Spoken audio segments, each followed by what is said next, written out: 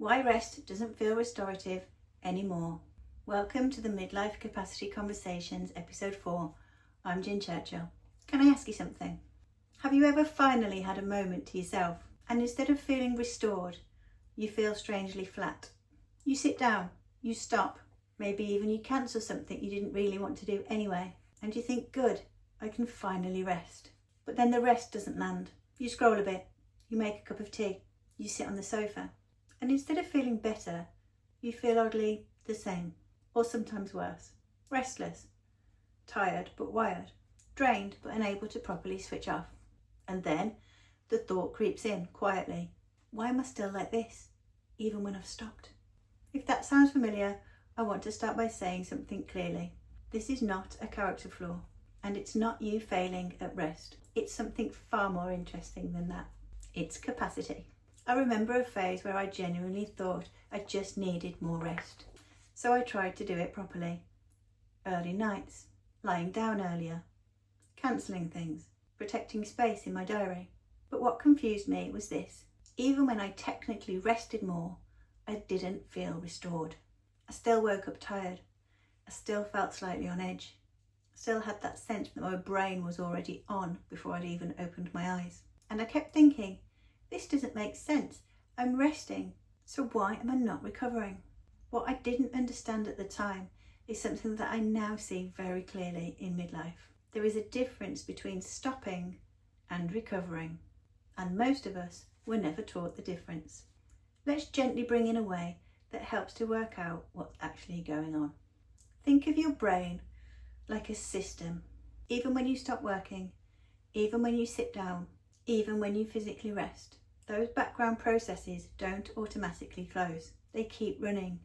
Unfinished decisions, emotional processing, mental rehearsing of conversations, carrying other people's needs, planning tomorrow, replaying today. Your nervous system doesn't switch off just because your body does. So what you're often experiencing isn't a lack of rest, it's residual activation.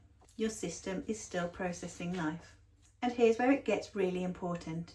In midlife, this becomes more noticeable for a few reasons. Not because you're becoming less resilient, but because your internal load is higher than it used to be. Years of responsibility, years of holding things together, years of being the one who notices, remembers, anticipates, manages. So even when you pause, your system doesn't believe it's fully safe to completely let go. It stays partially switched on, just in case. And this is where many women start to judge themselves. I should feel better by now. I've had enough rest. Why am I still tired? But that judgment actually adds another layer to the load. Now you're not just tired, you're tired and you're questioning yourself. And that combination is what keeps the cycle going. So let's reframe this gently. Rest isn't just about what you remove from your day. It's about what your system is holding on to whilst you are trying to rest. And sometimes the most exhausting part of rest is not the sitting still. It's about the fact your mind hasn't been given full permission to completely downshift. If we bring a little science into this, just to ground it, your nervous system has different states of activation. When you've been in long periods of demand, responsibility, or emotional vigilance, your system can be biased towards on. So even in stillness, it doesn't automatically respond into recovery mode. Not because something is wrong with you, but because your baseline has shifted over time. Your system has adapted to being needed constantly. And here's the part I really want you to hear. You don't fix this by forcing deeper rest. You don't win recovery by doing more nothing. You start to change it by helping your system to feel something that it hasn't had enough of. Safety without demand. Moments where nothing is required of you. Not emotionally, not cognitively, not socially, not even internally, just space.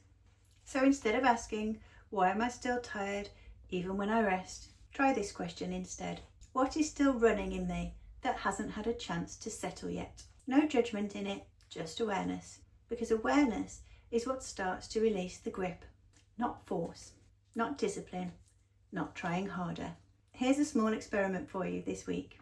Not a big routine, not another thing to perform, just this. When you sit down to rest, before you reach for your phone or fill the silence, pause for 30 seconds and ask yourself, what am I still holding on to right now? You might notice, is it a conversation, a responsibility, a subtle pressure, a mental checklist, an emotional tension that you hadn't named? You don't need to fix it. Just noticing it is enough to begin softening it, because this is the shift we're working towards in capacity. Not becoming someone who needs less rest, but becoming someone whose system knows how to actually receive it again. If today's conversation resonates, I've created a free guide called Why Your Brain Feels Different in Midlife and What to Do About It. It explains more about what's happening beneath the surface and offers simple ways to start supporting your brain without adding more pressure to yourself. You'll find the link in the description below. And if you're finding these conversations helpful, I'd love you to subscribe to the channel. In the next episode, we're going to talk about something that many women experience but rarely say out loud. Why your emotions can feel more unpredictable in midlife and what they're actually trying to tell you. Until then, remember, rest isn't something you earn. It's something your system learns how to receive again.